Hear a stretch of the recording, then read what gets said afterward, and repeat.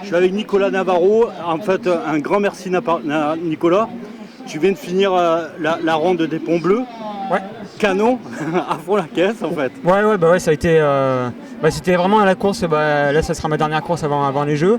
Et j'avais à cœur de faire une grosse course, de prendre la course à mon compte rapidement pour voir un peu ce que ça donnait au niveau des sensations et des jambes après un gros bloc d'entraînement. Donc ça s'est super bien passé. J'avais de super sensations et puis la course, j'ai adoré le parcours, l'ambiance et tout.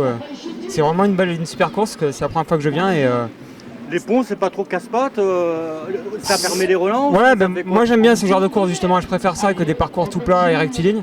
Là j'ai vraiment adoré avec tous les virages, les relances, même les ponts, les côtes ça pique les jambes, mais après on peut bien relancer dans la descente et en tout cas moi j'adore ce genre de circuit.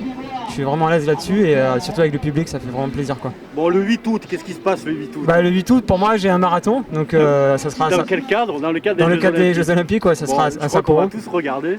J'espère, ouais. Donc là on va pas se coucher très tôt parce que ça sera minuit en France du coup. Ça sera minuit en France.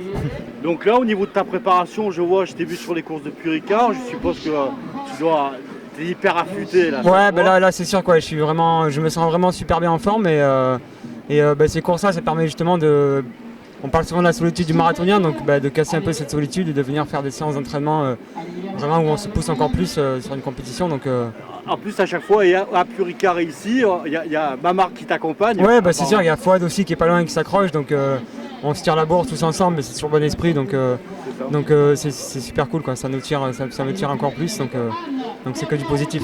Les conditions d'accès à Tokyo, ça va être compliqué, non? Ça va être très très compliqué. Là déjà rien qu'on est à J-10, hier on était à J-10 de mon départ, je pars le 26, donc on a 3 tests PCR à faire avant le départ.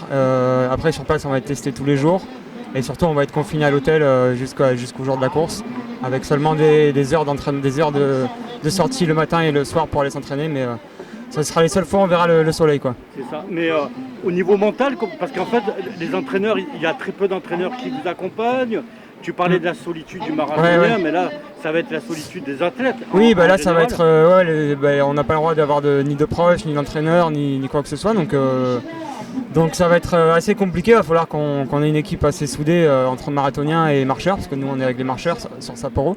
Donc il va falloir déjà qu'on s'entende bien. Bon, ça, je me fais pas de soucis là-dessus, mais il va falloir qu'on s'entraide et qu'on ait une super ambiance entre nous, quoi. Est-ce qu'il y a une préparation particulière par rapport à cette solitude, enfin, le fait d'y aller tout seul? Est-ce que tu te prépares à ça ou alors toi c'est quelque chose que tu encaisses Là pour le moment je préfère ne pas trop y penser. Après je sais que j'ai prévu de prendre soit des livres, je vais prendre des livres, mon ordinateur pour regarder des films ou quoi que ce soit, mais j'ai prévu quelques trucs pour m'occuper, mais sinon je me fais pas toute une montagne là-dessus, ça va pas me poser plus de soucis que ça, en tout cas j'espère pas, mais en tout cas ça me pose pas de gros problèmes pour le moment, quoi. Bon, t'es prêt là? Ouais, là j'ai hâte. J'ai hâte de décoller et puis surtout de prendre le départ maintenant parce que là le plus gros de la prépa est quasiment fait, donc il reste une grosse semaine d'entraînement là, même si ça va être déjà plus léger que les dernières semaines et puis après ça sera déjà temps de bien récupérer pour vraiment arriver frais le jour du départ.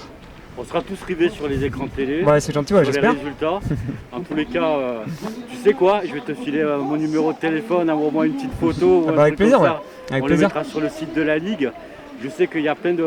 On vient de faire une Coupe de France, une Coupe de France des Ligues avec nos minimes. C'est vrai que tu es dans la tête de tous. En même temps, donc on leur fera un petit coucou. C'est gentil, ouais. C'est vrai que moi je suis pas passé par l'école d'athlète, tout ça, je suis passé par l'école de cyclisme au vélo, mais c'est vrai que c'est important.